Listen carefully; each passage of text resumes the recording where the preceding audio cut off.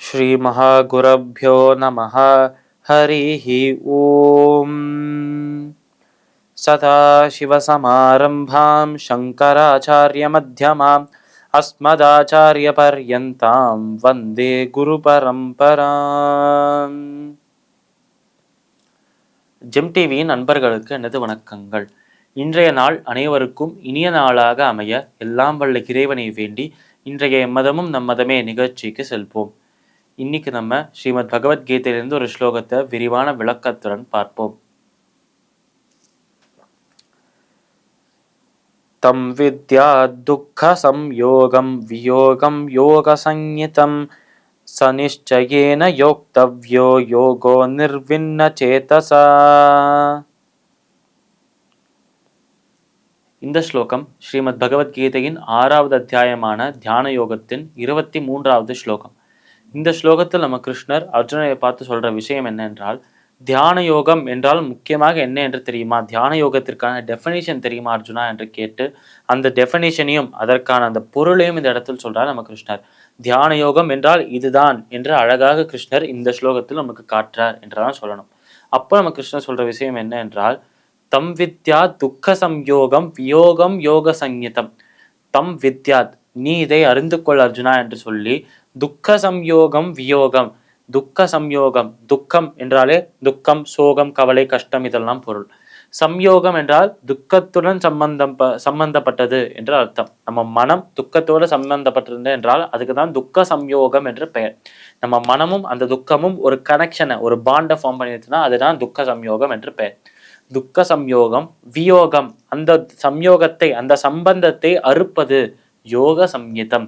அப்பேற்பட்ட அந்த துக்கத்திற்கும் நம்ம மனதுக்கும் இடையில் இருக்கும் அந்த சம்பந்தத்தை, துக்கத்துக்கும் நம்ம மனதுக்கும் இடையில் இருக்கும் அந்த கனெக்ஷனை அறுப்பதுதான் இந்த ஒரு யோகமாக இருக்கிறது, தியான யோகமாக இருக்கிறது என்று சொல்றார் நம்ம கிருஷ்ணன். துக்க சம்யோகம் வியோகம் யோக சஞ்ஞிதம் சநிச்சயேன யோக்தவ்யோ யோகோ பவதி கஷ்டனா என்று சொல்றார் நம்மளோட கிருஷ்ணர்.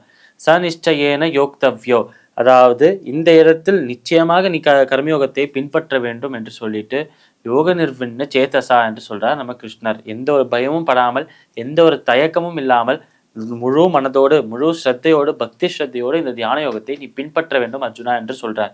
ஏனென்றால் எல்லா துக்கங்களையும் அறுப்பதாக, துக்கங்களுக்கும் நம்ம மனதுக்கும் அந்த கனெக்ஷனை அறுத்து விட்டால் என்றால் துக்கம் வேற எங்கேயோ போயிடும், நம்ம மனம் இங்கதான் இருக்கும். இப்போ மனதுக்கும் துக்கத்துக்கும் கனெக்ஷன் அறுபட்டு போயிடுது. இப்போ மனதுக்கு வேற எங்கேயாவது கனெக்ட் பண்ணணுமே, வேற எங்கேயாவது கனெக்ஷனை உண்டாக்கணும், வேற எங்கேயாவது அந்த ஒரு சம்பந்தத்தை ஏற்படுத்தணும்.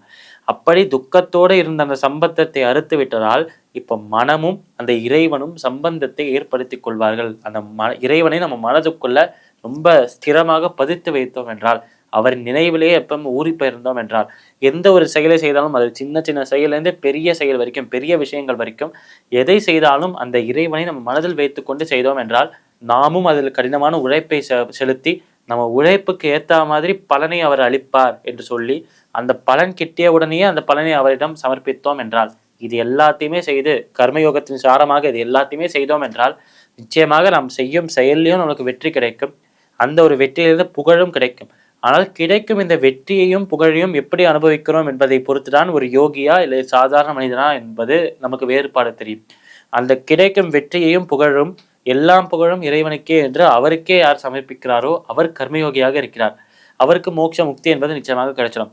ஆனால் சாதாரண பாமரர், நான் தான் இதை செய்தேன், எனக்கு தான் வெற்றி, எனக்கு தான் புகழ், நான் ஏன் பகவானிடம் தர வேண்டும் என்று தான் அந்த புகழையும் அந்த வெற்றியும் சுவைத்து கொண்டிருந்தால் அந்த ஒரு வெற்றியும் புகழுமே மீண்டும் தன்னோட மனமும் அந்த துக்கத்தையும் சம்பந்தம் ஏற்படுத்துறதுக்கு ஒரு காரணமாக மாறிடும்.